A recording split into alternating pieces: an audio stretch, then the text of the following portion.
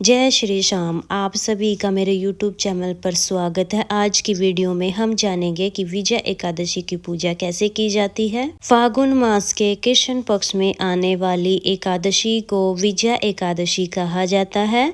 इस दिन भगवान विष्णु के साथ साथ भगवान विष्णु के ही स्वरूप श्री रामचंद्र जी का भी पूजन किया जाता है। शास्त्रों के अनुसार विजय एकादशी का व्रत करने वाला मनुष्य जीवन में आने वाले सभी प्रकार की कठिनाइयों पर विजय प्राप्त करता है। अगर आप भी विजयी होना चाहते हैं तो विजय एकादशी का व्रत करके भगवान श्री हरि विष्णु की कृपा प्राप्त कर सकते हैं। एकादशी की पूजा में तिल का विशेष महत्व होता है। तो सबसे पहले हम चौकी लगा लेंगे। आप चाहे तो आप ये पूजा अपने घर के मंदिर में भी कर सकते हैं या अलग से चौकी लगाकर भी कर सकते हैं। तो हमने चौकी लगा ली है और उसके बाद हमने पीले रंग का आसन बिछा लिया है। तो भी लोग एकादशी का व्रत करते हैं, आप जो है चौकी के लिए पीले रंग का आसन जरूर बिछा ले। और मंदिर में भी पीले रंग का आसन बहुत अच्छा होता है, बहुत शुभ होता है। तो या तो आप अपने पीले रंग का आसन तैयार कर ले या आप मार्केट से भी ला सकते हैं। चौकी पर आप चाहे तो आप तिल का आसन दे दे या आप फूलों का आसन भी दे सकते हैं।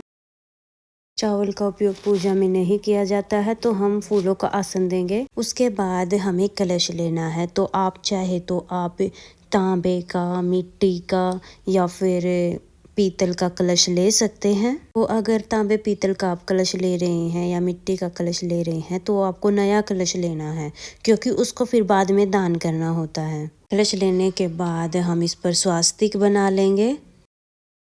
विजय एकादशी के दिन कलश स्थापना का बहुत अधिक महत्व होता है, तो कलश की स्थापना आप जरूर करें। हमने कलश रख दिया है, कलश के कंठ पर मोली बांध देंगे, स्वास्तिक बना देंगे। अब हमें कलश में कुछ चीज़ें डालनी है, जैसे कि हल्दी, सुपारी, सिक्का, लौंग, इलायची, फूल।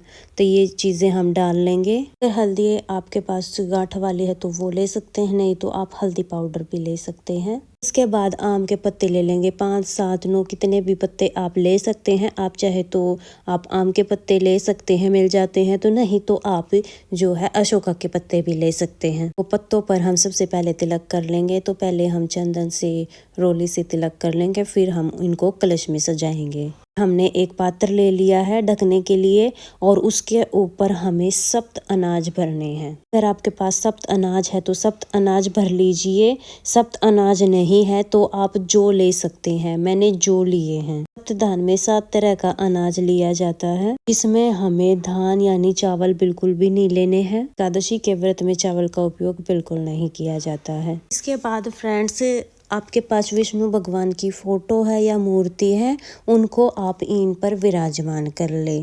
तो विष्णु भगवान की फोटो हमें कलश के ऊपर विराजमान करनी है। अगर आप फोटो को विराजमान नहीं कराना चाहते हैं, अगर आप नारियल रखना चाहते हैं तो आप नारियल भी रख सकते हैं। बहुत से लोग जो है नारियल रखकर भी पूजा करते हैं और फोटो भी रख सकते हैं। फिर इसके बाद थोड़े से फूलों का आसन देकर हम गणेश जी भगवान को विराजमान करेंगे, श्री रामचंद्र जी को विराजमान करेंगे। विराजमान करने के बाद सबसे पहले हम जल के छींटे लगाकर शुद्धिकरण करेंगे। माना जाता है कि जब श्री रामचंद्र जी वानर दल के साथ समुद्र के तट पर पहुंचे तो उन्होंने दालभ्य ऋषि से समुद्र पार करने का उपाय पूछा। तब दालभ्य ऋषि ने उन्हें सेना सहित विजय एकादशी का व्रत करने के लिए कहा था। श्री रामचंद्र जी ने सेना सहित विजय एकादशी का व्रत किया, जिसके कारण उन्होंने लंका पर विजय प्राप्त की। फिर थोड़े से फूलों का आसन देकर हम दिया जलाएंगे। दिया जलाने के बाद सभी को वस्त्र स्वरूप कलावा समर्पित करेंगे। कलावा समर्पित करने के बाद हम तिलक लगाएंगे। तो हम चंदन से तिलक करेंगे। तिलक करने के बाद हम फूल समर्पित करेंगे। तो अगर आपको लाल रंग के फूल मिल जाते हैं तो गणेश जी भगवान को आप लाल रंग के फूल समर्पित करें। विष्णु भगवान को आप पीले रंग के फूल समर्पित करें।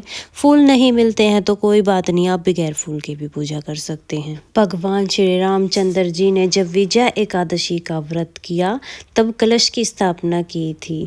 कलश की स्थापना करके भगवान भगवान विष्णु की मूर्ति कलश पर विराजमान की थी।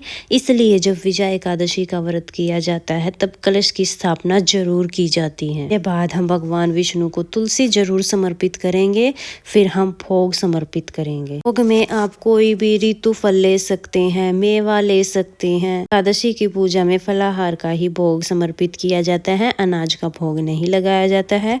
आप दूध से बनी हुई कोई भी मिठाई का भोग लगा सकते हैं। भोग में साथ में ही हमें तुलसी दल जरूर रखना है। फ्रेंड्स, विजया एकादशी का व्रत इस वर्ष यानी 2026 में 13 फरवरी दिन शुक्रवार को किया जाएगा। व्रत का पारण 14 फरवरी को सुबह 7 बजे से लेकर 9:15 तक किया जाएगा। इस समय में कभी भी आप अपने व्रत का पारण कर सकते हैं। दक्षिणा समर्पित कर देंगे तो यथासंभव आप कितनी भी दक्षिणा समर्पित कर सकते हैं। दक्षिणा समर्पित करने के बाद हम फिर कथा सुनेंगे।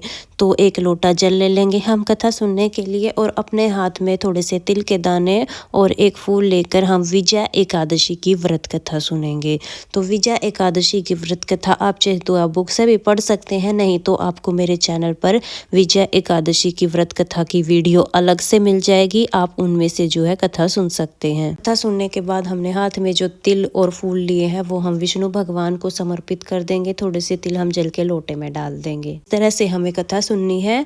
फिर हम आरती करेंगे। बहुत ही प्रेम पूर्वक हम पहले गणेश जी भगवान की आरती करेंगे, फिर विष्णु भगवान की आरती करेंगे, फिर रामचंद्र जी की आरती करेंगे।